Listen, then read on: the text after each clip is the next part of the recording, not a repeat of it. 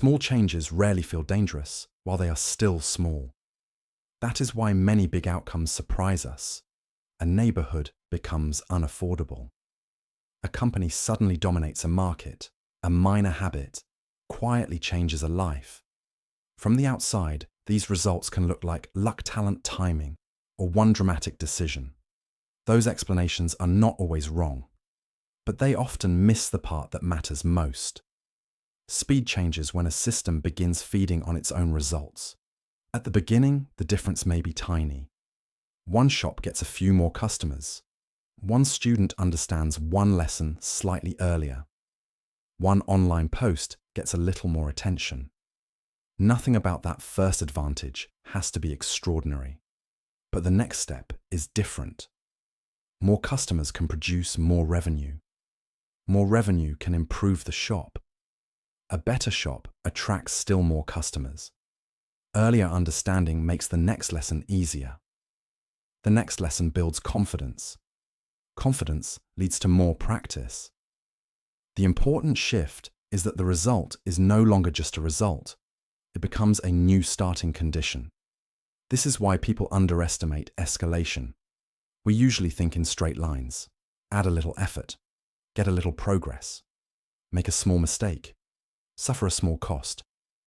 But many systems do not move in straight lines. They loop. A loop can make a weak signal stronger or a small error harder to correct. The visible story is growth, decline, popularity, or failure. The less visible story is that each round reshapes the conditions for the next round. The question is not only what started it. The better question is what kept feeding it. Because once that is clear, a surprising outcome begins to look less like a sudden leap and more like a quiet process gaining power. The early cause matters, but the reinforcing path often matters more. The mechanism is simple, but easy to overlook. A feedback loop exists when an outcome changes the conditions that produce the next outcome. In a balancing loop, the system pushes back. A thermostat cools a room when it gets too warm. The result reduces the original change. But the loops that create surprising snowballs are usually reinforcing loops. The result does not reduce the change, it strengthens it. Think about attention. A piece of work that receives early interest may be recommended more often, discussed more often, and trusted more quickly. That extra exposure creates more opportunities for interest. The content may not be the best in any absolute sense. It may simply be the one that entered the loop early. The same pattern can work in reverse. A small operational problem inside a business can create delay. Delay frustrates customers. Frustrated customers create more complaints. More complaints consume staff time. Less staff time creates more delay. The original problem is now being amplified by the system built around it. This does not mean every winner deserved to win, or every loser made one fatal mistake. It means the sequence matters. Early conditions can become later advantages. Early frictions can become later constraints. The hidden danger is that feedback loops often feel rational from the inside. Each recommendation follows previous interest. Each delay creates a reasonable reason to postpone improvement. Each decision makes sense locally, while the whole system moves further in one direction.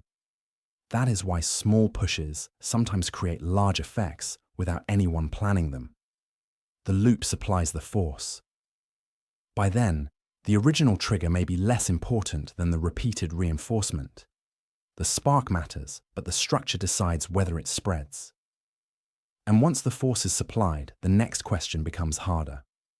What secondary consequences appear after the snowball is already moving? The biggest effects of a feedback loop often arrive late. At first, the system looks manageable.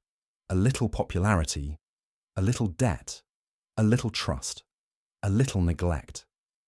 Then the second-order effects appear. Popularity attracts partners, imitation, and social proof. Debt reduces flexibility, which makes future choices more expensive. Trust lowers friction, which helps cooperation happen faster. Neglect creates hidden maintenance costs which surface when the system is already under pressure. The original change is only the first bounce. The second bounce is what the change causes other people, resources, or institutions to do next.